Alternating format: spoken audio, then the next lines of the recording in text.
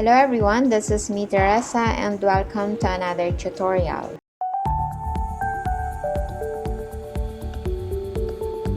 In this tutorial guys, we will create a TikTok video using photos.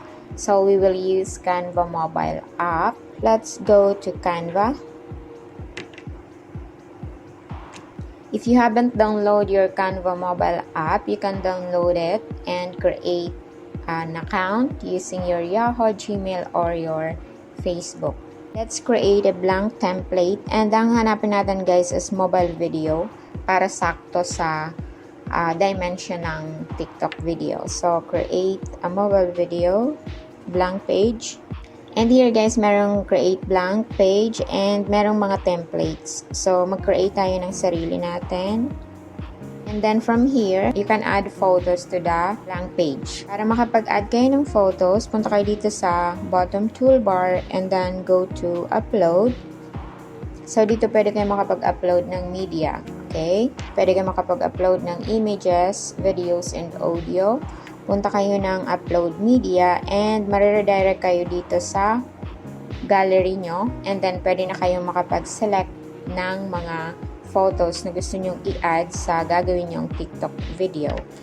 Let's go back. Meron ako mga naka-upload dito. So, marami to. Ang ilalagay ko lang is konti lang para hindi masyadong matagal yung tutorial. Pero kung kayo ang gagawa ng TikTok video, pwede nyong dagdagan para mas mahaba yung magiging TikTok video nyo. Let's say, ito yung gusto kong gawing front page ng aking video. Kapag clinic nyo yun, automatic mapupunta dito sa blank page. And then, para magawa natin yan as an image background. So, punta kayo dito sa bottom toolbar and scroll nyo papunta sa right. Hanapin nyo itong more, click on more, and set image as background. Make sure na nakaselect yung photo. Set image as your background. Okay? And then, i-adjust natin yung time niya. Okay? Para hindi masyadong mahaba. I-adjust natin by just clicking this one dito. Then, i-drag natin siya. Let's say, 1.5. Okay? Or, pwede nyo yung gawin. Punta kayo dito. Hanapin nyo yung timer. Ayan. Pwede nyo isulat na lang dyan. Or, pwede nyo i-drag dito sa line na to. And if you want to add text, you can tap the plus sign again. Then, go to text dito sa bottom toolbar. And, mag-add heading kayo. Then, let's say, My Friday. Then, you can change the font by selecting the text. Go dito sa bottom toolbar again, font. And then, you can change the text or the font from here. Say dito. Okay. And then, palakihan natin siya by just dragging it here like that. Or dito, font size niya, you can change from here. Okay? You can change the color, select the text, and go to the bottom toolbar again. Go to color, and then change the color you like. And then you can add more text. Go to plus sign again, and text. Add a subheading, 6/29/2022. Okay. So, ayan, meron na siyang text. Kung gusto niyo palitan ng color yan, punta ulit kayo dito sa baba. And then, palitan ng color na gusto nyo. Alright? And then, para makapag-add uli kayo ng blank page, para makapag-add uli ng photos, click the plus sign again, and go to uploads, and hanap pa kayo dito ng gusto nyo pang ilagay. Let's say this one. Then, repeat the same process. Go dito sa bottom toolbar, go to more, and set image as your background. Alright? And then, click this one. Click yung photo nyo and adjust it to 1 second. Alright? Add again. And then, plus sign. And go to more again. Set image as background. Then, click the photo. Adjust it to 1 second or kung ilang second ang gusto nyong iset. Plus again. Okay, go to more. set image as background, then tap the photo, adjust it to 1 second. Same process guys, same process ang gagawin nyo para maka-add kayo ng photos na gusto nyong isama sa gagawin yung TikTok video, okay? So, halimbawa ito guys, naulit nyo yan and gusto nyo siyang i-delete. Halimbawa, meron na ba niyan? Or meron na siya, gusto nyo i-delete, tap nyo lang yung image and then dito sa baba, click on delete, okay? Kung gusto nyo i-center, double tap, then you can move it. Click done, and then adjust to 1 second. Okay, ito add pa natin yan. Then go to more, set image as background, double tap para i-center natin, and then click on done, adjust. So, ayan na siya guys, meron tayong na buong mga photos, pero para mas mahaba-haba yung photos nyo, or I mean yung video nyo, dagdagan nyo pa ng mas maraming photos, okay? So, ipapakita ko lang sa inyo guys, ito. Click natin yung plus sign. Kapag mag-add ulit tayo ng photo, let's say ito guys, ito is napakadilim niya. Click natin yan. And, click on more. Then, set image as background. So, madilim siya. You want to adjust it. Select the photo. And then, dito sa baba, makikita nyo tong effects. Meron siyang auto-enhance. You can click on that or you can select this one. Click on adjust. Then, dito may brightness, contrast, saturation na pwede mong i-adjust. For 50 ang brightness niya. Then, pwede nating i-adjust yung contrast, pwede nating i-adjust yung saturation. It depends kung ano yung gusto nyong kalabasan ng photo nyo. For example, kung madilim or hindi siya masyadong malinaw. So, i-delete na lang natin yan. Hindi na natin yan isali. Buo na yung video natin at kung gusto nyo siyang lagyan ng transition, nakikita nyo tong plus sign sa in-between sa two photos. Click on that. And meron dito ang transition. Click on that. And ito pa lang yung mga transition na meron yung Canva ngayon. Okay? You can select kung ano yung gusto nyo dyan. Let's say, match and move. And then, if you want to apply to all pages, you can click here sa baba, apply between all pages, and then go back. Let's play it again. Ayan, meron na siyang transition. And then, if you want to add an audio, you can tap the plus sign and uploads. Makikita nyo dito guys, images, videos, and audio. You can tap the audio. And meron dito, pwede kayong makapag-upload ng sariling audio dito.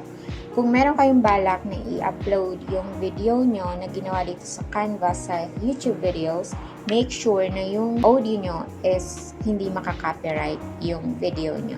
Okay? So, ang gagawin nyo, punta kayo ng audio library and then dun kayo mag-download. Yung mga nasa audio library, libre mo yung magagamit. So, meron akong in-upload dito guys. Kapag gusto nyo namang gamitin yung audio dito, kasi in my experience, gumamit ako ng audio dito galing sa Canva. Nung in-upload ko yung video sa YouTube, nagkaroon siya ng copyright. So, let's be careful sa paggamit ng audio. Pero kung ayaw nyo namang lagyan ng audio yung ginagawa nyong TikTok video, you can go back to your video and then you can upload. And kung gusto nyong lagyan siya ng audio, direct from TikTok, you can upload this without audio. How you can upload? You can click here and then click on download and then MP4, yun ang gagamitin nyo and then click on download. However, if you want na meron na siyang audio, you can tap the plus sign, then go to uploads, then audio. Halimbawa, meron kayong in-upload na audio dito, gamitin nyo yung in-upload nyo. Let's say, I want this one, believe. Okay. And then, let's play.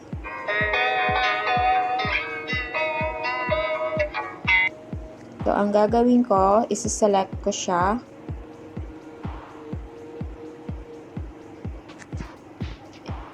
And then, i-drag ko siya dito sa unahan. Long press nyo siya, guys, and then drag dito sa unahan. Okay. And then, ang gagawin natin, pahabain natin dito. Okay, kasi yung lyrics niya, gusto ko siyang doon ko simulan. Let's say, i-play natin.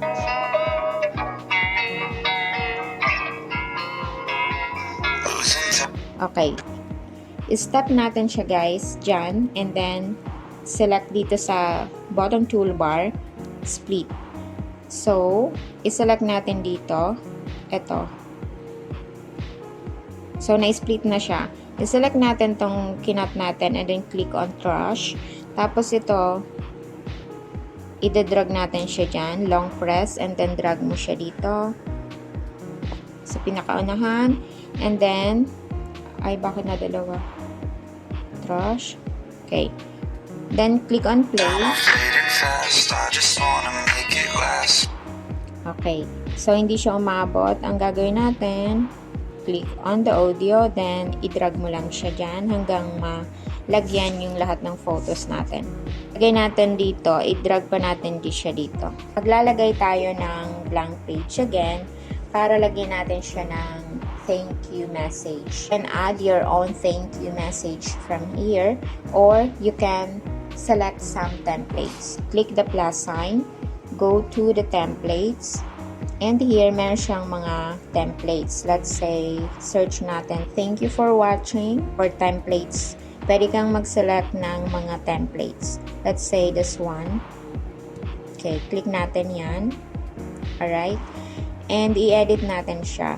To change the background, you can tap the background, then go to the plain color kung gusto mong plain color. However, if you want to change the background with photos, go to the plus sign, then go to photos. Then let's say we want to use some purple color in here. Let's say this one. Alright. Tap the photo, go to more, place background. Okay, you can double tap and adjust. Click on done to reduce the transparency. Tap the image, go to the transparency and reduce the transparency. You can adjust the blur effect here. Right. Okay, and then kung gusto mong palitan ng logo or ng profile picture mo, ito, tap that one, then go to the plus sign, hanap ka ng photo na gusto mo dito, click go to upload, and images na gusto mong ilagay. Let's say, ang profile picture mo, or kung may logo ka, yun ang gamitin mo. Pero kung alba ang profile picture mo sa TikTok mo is this one, let's say this one. Yan. Example lang, okay guys? So, ang gagawin mo, i-drag mo lang siya dyan sa frame. Alright? Then, if you want to change the color of this circle, change on your favorite color. Okay. And then, if you want to change the text, ilagay mo dyan yung username mo, like Avitheres. Okay? You can delete that one if you want, or you can add more text, plus sign, and text. Thank you for watching. And then you can add here. And then you can add more text, plus sign, or you can just duplicate this one, guys. Select this one and then go dito, duplicate. Follow me for more videos. Go to font and then select the font you like, adjust the size. If you want it to be uppercase, go to the format and click on uppercase. And to change the color, you can go to yellow, and if you want to go to purple and yellow again. Alright, play natin siya guys. Play natin.